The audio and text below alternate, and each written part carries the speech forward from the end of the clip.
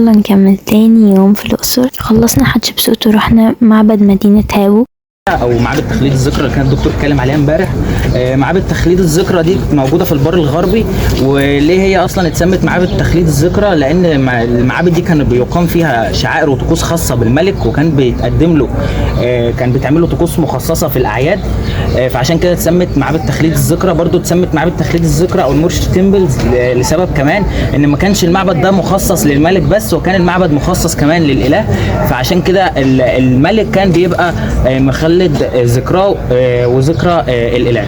بعد كده هنتكلم عن مدينه هابو. مدينه هابو لها قدسيه كبيره قوي عند المصريين القدماء، لان هم كان عندهم اعتقاد ان المدينه دي ظهر فيها الهه الخلق الثمانيه اللي الدكتور برضو ذكرهم امبارح. فعشان كده الملك رمسيس الثالث اختار المنطقه دي عشان يعمل فيها المعبد بتاعه. دلوقتي احنا واقفين قدام الفناء، قدام حاجه اسمها المجدول. المجدول دي زي قلعه كده على الطراز السوري.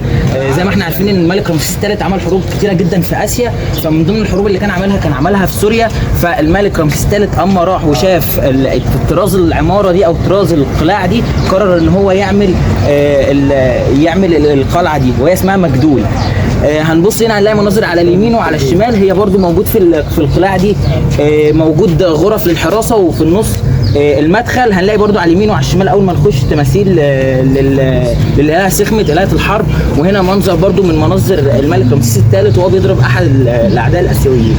وزي ما عمر شرح، معبد هابو بناه رمسيس الثالث اللي كان أبسست برمسيس الثاني. وعشان ما أفورش في الشرح، هو اللي عمر قاله هو يعتبر كل المعلومات المهمة. بجد ده من أكتر الأماكن اللي احنا اتبسطنا فيها على مدار اليوم كله، بجد مش عارفة ليه. ويلا نشوف المعبد.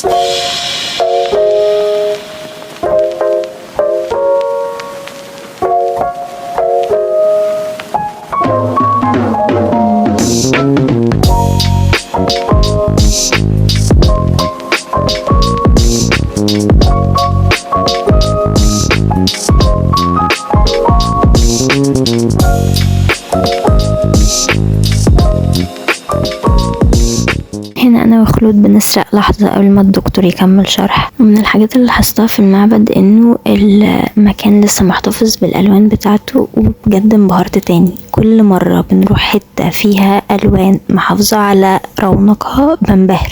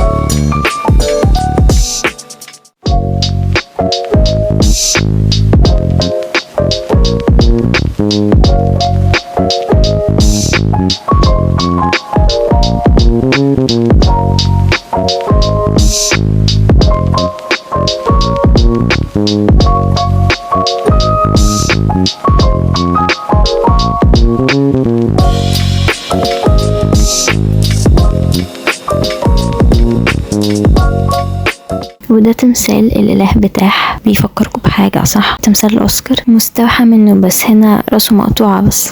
وده احنا واحنا لفي معايا اصلا ما بنجيب المعبد كله بقى. تعالوا هنلف لفه تانية. اي حد عايز يلف معايا. لفوا بقى، لفي معانا في ده فيديو صوتنا طالع في الفيديو. ممكن نقولها للسياحه. انا هلف مره واحده كمان. ماشي يلا. واحد. يا ربنا ما قادره. معنا ومعكم هي مش تور جايد وما بتحاولش بصراحه يعني انها تبقى جود تور جايد، فتمام. تور جايد ان بروجرس. ما مش شايفاها بصراحه، مش شايفاها جايه لا هنا ولا هناك. ايش تقصد بجد؟ يعني ايه مش هبقى تور جايد بعد كل حاجه؟ احنا اخيرا نقعد في شركه سياحه معززين مكرمين. لا مش فن، هي مش فن، هي ممله بس. انا حرفيا انا مختاره ارشاد علشان الحركه والحماسه والعبث ده، بس انا مش قد كل ده. انا فرهوده جدا عامه. اتفرج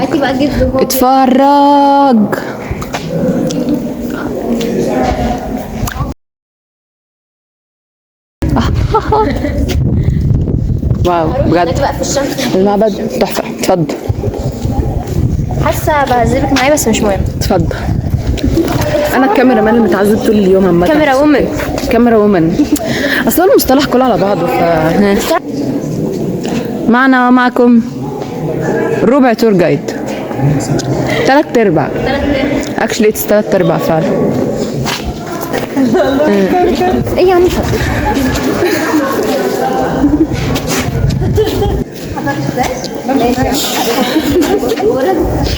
كتير قوي ليه كده؟ ايوه نو فلتر نو ميك اب.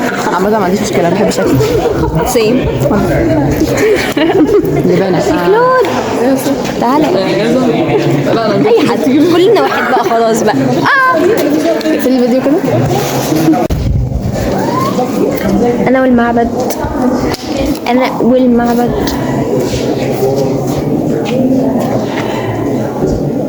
حكي. ما انا بضحك اهو. حكي كده يا ما بحبش. احلى يا عم. يتم الرحيل من معبد هاب. هحط عليك ستيكر عادي. تقلقيش من كده. مش هتحط كده ستيكر. هحط ستيكرات كتير. الدنيا غرقانه ستيكر. ما ترفعوا يا جدعان. ايه يا عم خضتني. ايه البلاوي السودا دي؟ يا ديني يا فريده. مناخيري. يا دماغي يا وجعي والله. احسن خليك المكوره. يا جماعه ده تنمر، ما تعملوش كده. ايه ده؟ ايه هي على ما وصلت. لا انا ما سمعتهاش.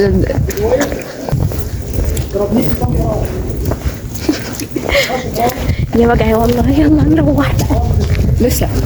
ما انا عارف ازاي. خلاص عرفت. لا انت بتذلينا. عادي محدش مهتم. انتوا مهتمين؟ محدش مهتم. انا والخمسه اللي بيتفرجوا على الفيديو عارفه. بس يا سيدي برنس الليل وكل ليل. سيبك انت. قال قول لي يا الأقصر أسوان بحر أبيض ولا أحمر؟ دي النيل يا بداية. بعدين الأقصر وأسوان اللي انت مسكها لنا من أول الرحلة دي. لا ثواني، هي الأقصر وأسوان مش بلد بحر أصلا بقى. اللي هو مفيش ساوند. ستكونين أنت الساوند. أيوه مفيش داتا نفتح ساوند دلوقتي. مفيش حاجة، مفيش شبكة. احنا في اللاشيء. احنا في صحراء يا جماعة. احنا في صحراء. خليك مؤمن بالبحر. ايه فرض ربنا. احنا في صحراء وجبل وماشيين في الجبل من الساعة 8:30 الصبح مثلا. احنا نزلنا من على الجبل يا حبيبي في الارض. الجبل هناك اهو. كنا يعني ما كناش الجبل اصلا. امال اللي انت فيه ده كنت ايه؟ ده الوادي. طيب ما هو في الجبل على الجبل. الوادي تحت. الوادي فوق. الوادي تحت يا حبيبي. الوادي فوق. وانا ليه ماشيه؟ تقول انا ماشيه بلا هدف ليه وما اعرفش اصلا. ايوه حسيتنا تقولنا الوهم. لا بس انا بنشوف سكاي. ايوه سكاي. قدم لكم تماثيل من تمثالين ممنون. التماثيل دي بناها أمنحتب الثالث اللي هو أبو إخناتون، وشيد معبد ضخم بالبر الغربي وده اندثر ومفضلش منه غير تماثيل ضخمة منهم التمثالين بيعرفوا باسم تمثالي ممنون. وكان ممنون ابن أورورا قائد الفرق الأثيوبية اللي قتلوا أخيلوس خلال الحرب اللي هي حرب طروادة، واعتقد ان مقبرته كانت تقع أسفل التمثال. عام 27 قبل الميلاد وقع زلزال في المنطقة وتفككت كتل أحجار التمثال أحدث صدعا أخذ يصدر صوت مع بزوغ كل نهار. وتعززت الأسطورة واعتقد الناس أن ممنون يبعث التحية لأمه عند ظهورها كل صباح بما يصدر عنه من أنين. وللأسف قام الإمبراطور الروماني سبتيموس بدافع من التقوى بترميم ما تصدع من الأثر فصمت التمثال للأبد. خلصنا التماثيل وكنا أرهقنا قوي بقى، وكان اليوم طويل قوي وكده ما طولناش في التماثيل، خلصناها ورجعنا الفندق على طول. وطبعا اتصورت مع التماثيل عشان اثبت وجودي زي ما قلت لكم الفلوج اللي فات.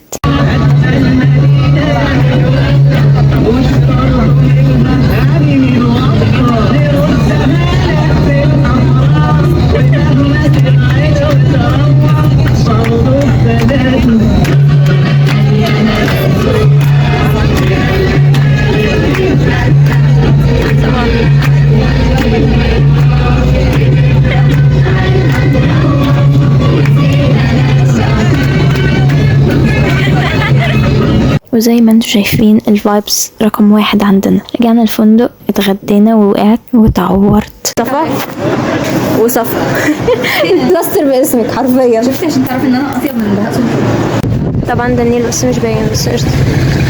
ورحنا بقى متحف الأقصر وهسيبكم مع كام قطعة كده عشان شلت الباقي عشان الفيديو ما يطولش قوي.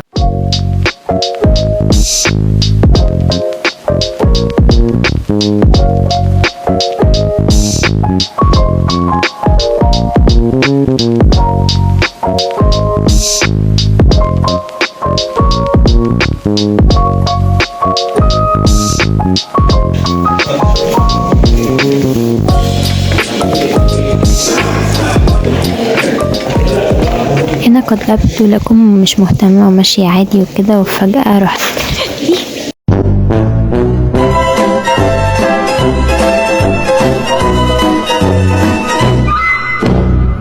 تاني.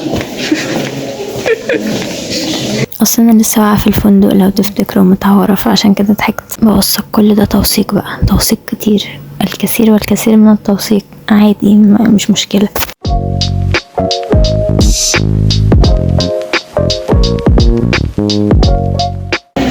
لا ده وحشه يا عم.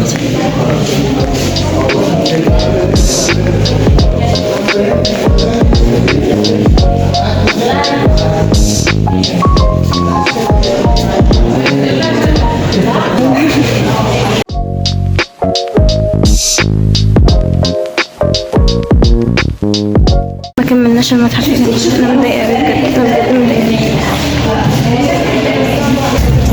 الى متحف التحنيط، ليتس جو. الدنيا ضلمه قوي بس قشطه يا عم زي بعض.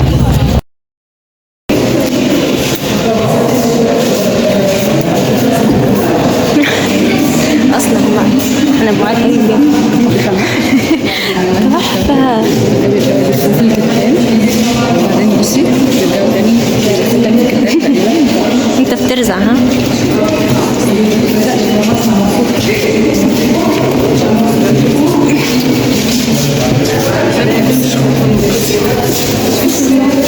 على فكرة احنا المفروض نبص تحت مش فوق، صح؟ ولا احنا هننزل؟ احنا هننزل.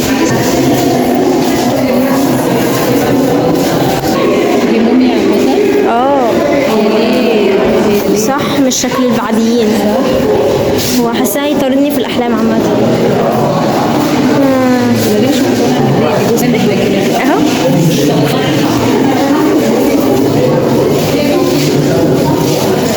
يا صباح. كانوا بيفتحوا مخه والحاجات دي. بصي ازميل تفتت المخ.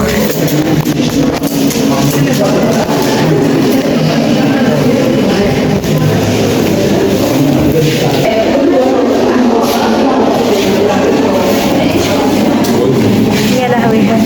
وده ايه ده؟ موميا ايه؟ طفل قرد؟ ده قرد اصلا، فكرته طفل والله. ده قرد ازاي؟ ده شكله خفاش او كلب او شكله غريب.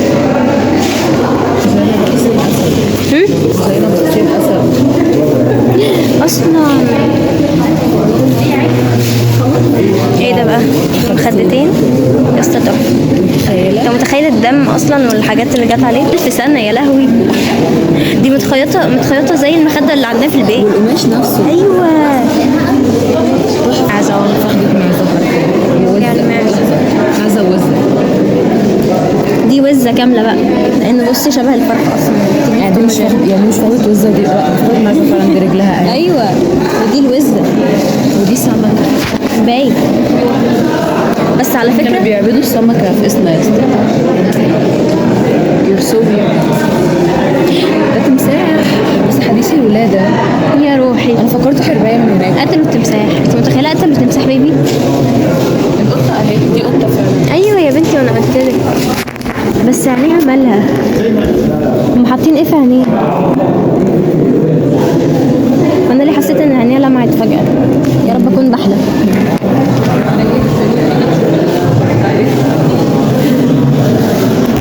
عشان حاجات لازم ليها درجه حراره معينه. السلطه دي في المرتوبه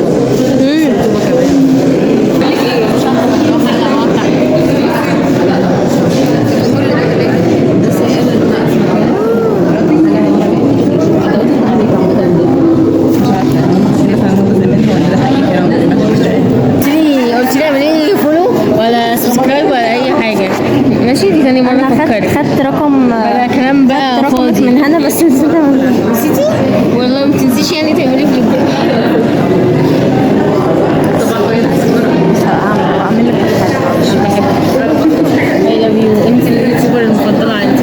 ما مش لسه مش لاقيه اللي تشارك انت.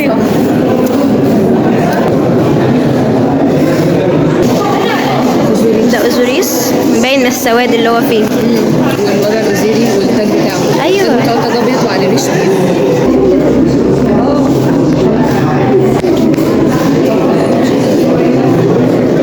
دول ايه دول بقى؟ ده جعران وده جعران. عندنا في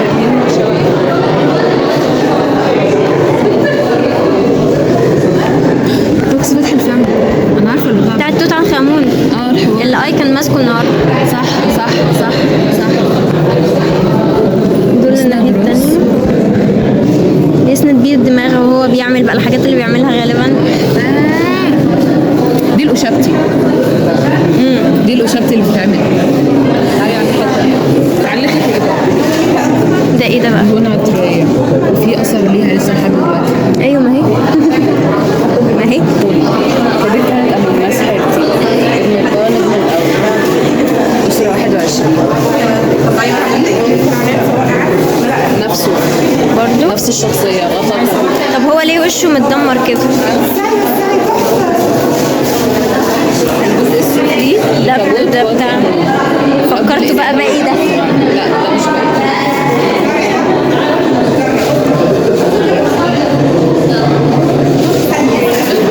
الغطا بتاع التابوت ده. ايوه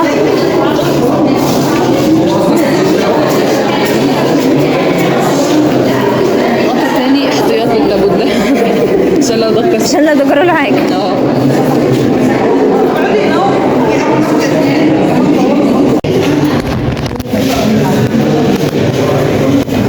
مفتيس دي ربع مربط الحاجات عامة.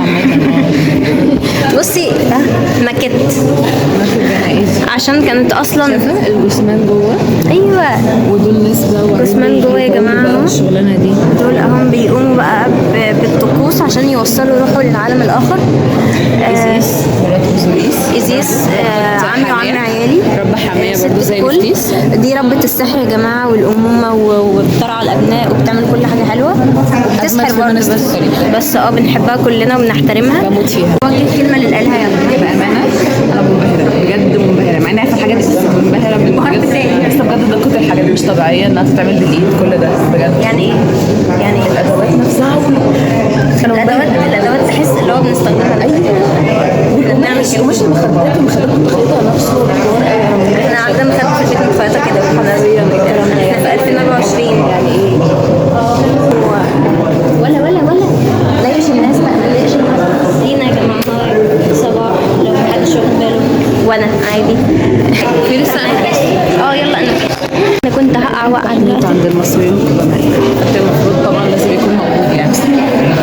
كده كنا هنروح معبد الأقصر بالليل عشان ندخل مسجد أبي الحجاج عشان نشوف الحاجات اللي فيه وكده، بس طلعنا محتاجين نلف له لفة كبيرة قوي.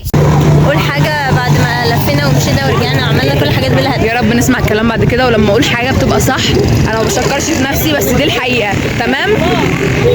لما قلنا نروح.